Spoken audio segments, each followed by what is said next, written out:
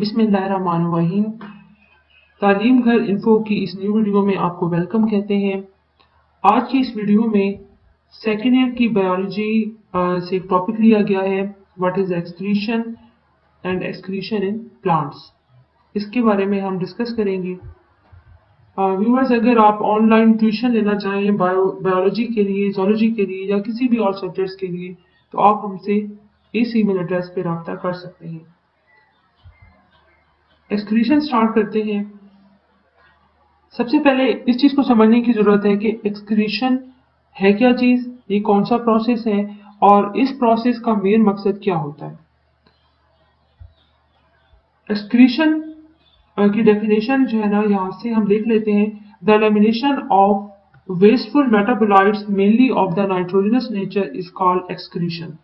Excretion एक ऐसा process है जिसमें मेटाबॉलिक वेस्ट को बॉडी से एलिमिनेट कराया जाता है।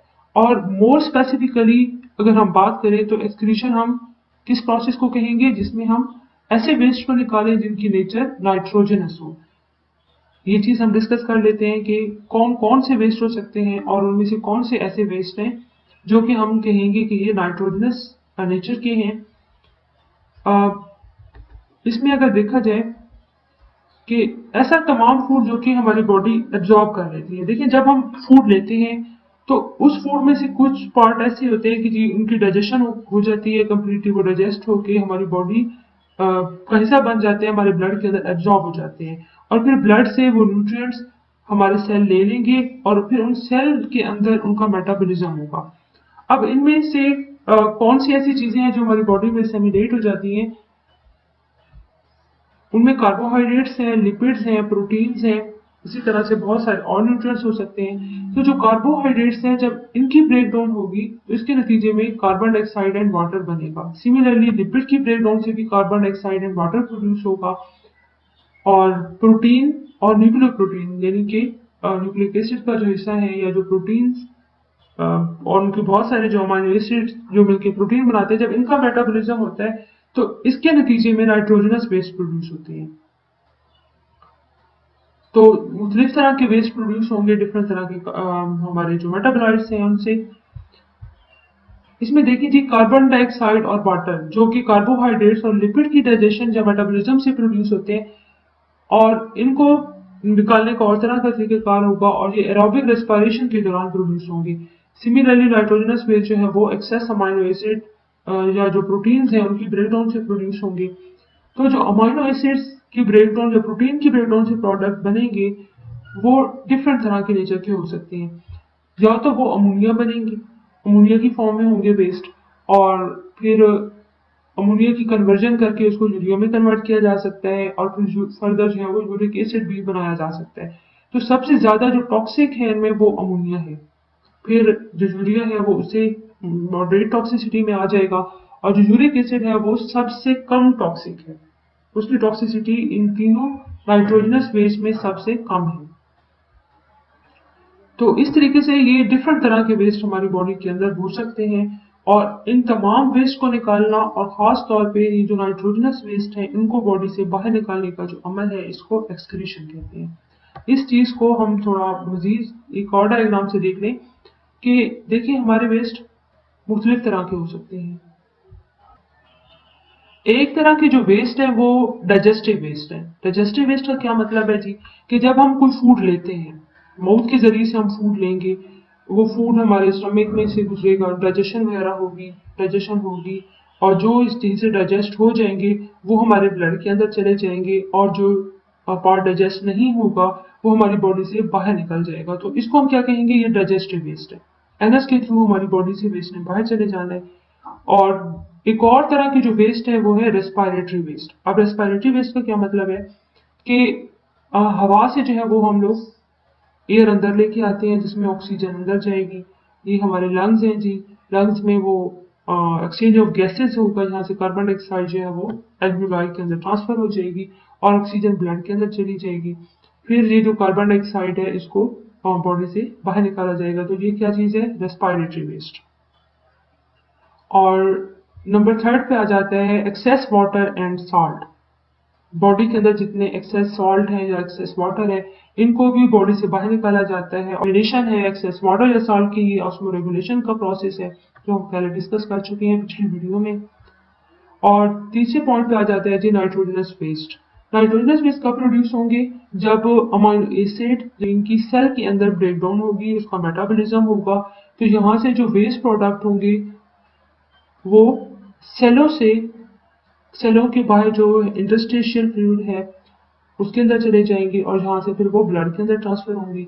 ब्लड उन तमाम वेस्ट को लेकर किडनी तक पहुंचेगा और किडनी में यहाँ पे जो वेस्ट होंगे वो फिल्टर होके नेफ्रॉन के अंदर चले जाएंगे, उसके ट्यूब्यूल्स के अंदर चले जाएंगे और फिर वो बॉडी से बाहर निकल जाएंगे, यूरिन की फॉर्म में बॉडी से बाहर चले जाएंगे। तो इसको हम क्या कहते हैं कि ये एक्सक्रीटरी वेस्ट है। तो बॉडी के अंदर डिफरेंट तरह के वेस्ट हैं और उनको निकाले जाने का जो प्रोसेस है वो मुख्तलिफ तरह का होता है। और मजीद अगर हम देखें डिफरेंट तरह के जो एनिमल्स हैं सबका मैकेनिज्म मुख्तलिफ है।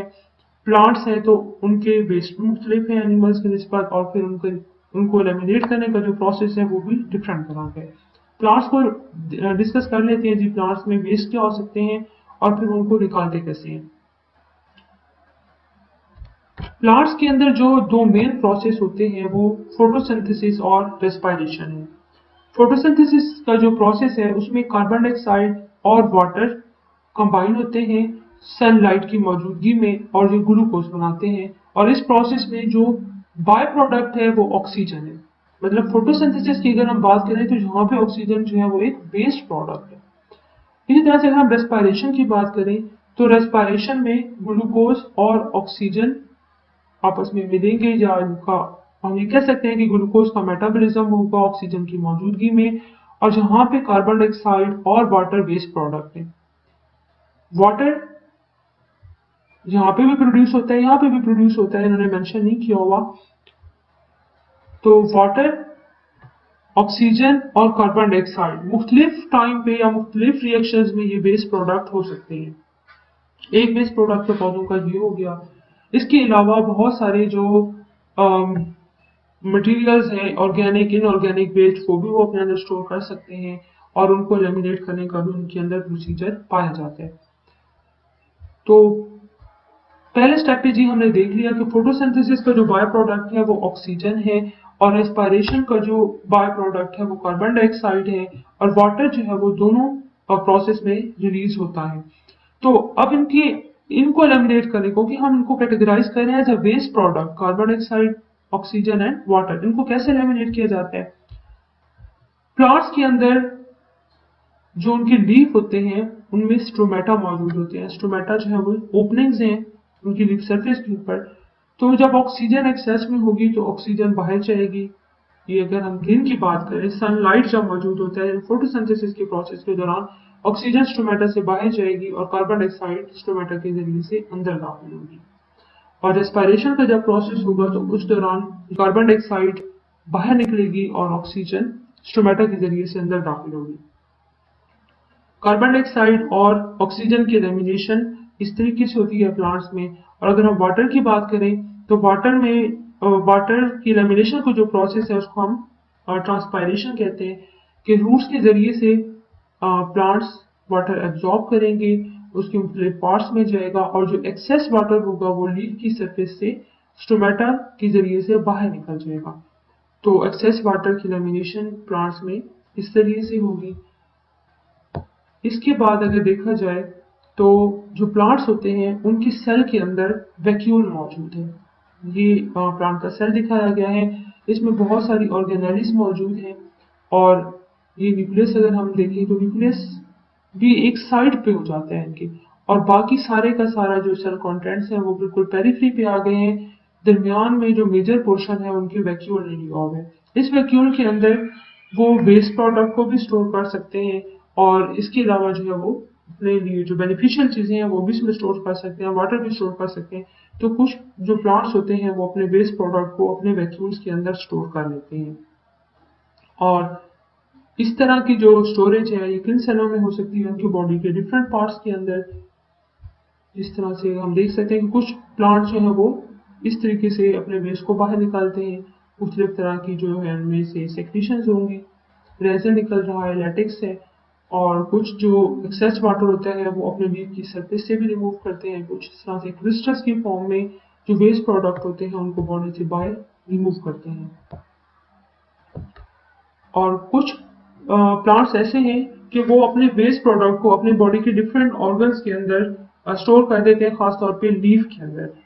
तो जो डेसिडुअस प्लांट्स होते हैं जो कि खिजा में अपने लीफ गिरा देते हैं, उनकी लीफ की जेलो होने की वजह ये नहीं होती कि उनमें क्लोरोफिल का लेवल कम हो गया है, बल्कि मेन वजह क्या है कि उनमें बहुत सारे जो मटेरियल हैं वो स्टोर हो जाते हैं और इन मटेरियल में क्या हो सकता है, बहुत सारे वेस्ट हो सकते हैं, बहुत सारे जो है वो हैवी मेटल्स हो सकती हैं।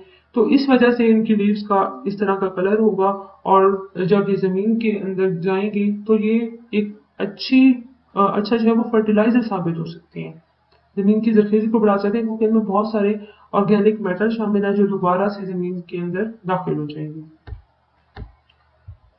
इसके अलावा जो है वो कुछ ट्रीज ऐसे होते हैं कि वो कुछ अजीब किस्म के केमिकल्स या जो भी उनके केमिकल्स हैं वो अपनी ब्रांचेस के अंदर, ट्रंक के अंदर, जाइलम के जो ब्रांचेस या ट्रंक का जो जाइलम है उसके अंदर स्टोर करते हैं, खासतौर पे कौन सा जाइलम, जो उनका ओल्ड जाइलम होता है।